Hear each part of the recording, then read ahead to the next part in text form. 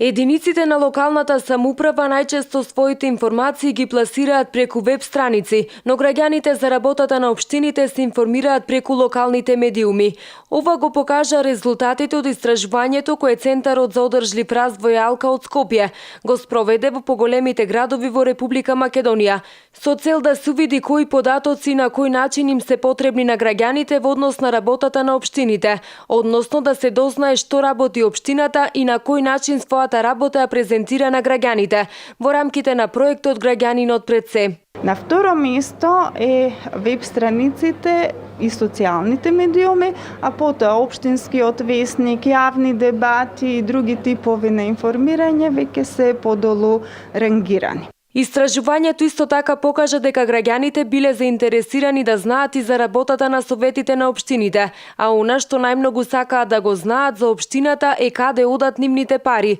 како се планира буџетот и како се реализира. Најчесто општините на своите веб страници го поставуваат буџетот на општината, нели ќе се изгласа претходната година, треба да се реализира следната година,